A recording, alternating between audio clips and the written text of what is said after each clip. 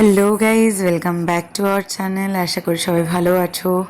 আমরা যথারীতি মিলিয়ে মিশিয়ে আছি, ভালো খুব বেশি না, খারাপও নয়। তো দেখতে পাচ্ছ পাপান যত বড় হচ্ছে ওর দুষ্টুমি বাড়ছে, আর যে গরম পড়েছে তাতে করে বাড়িতে বিকেলবেলা আর ভালো লাগে না।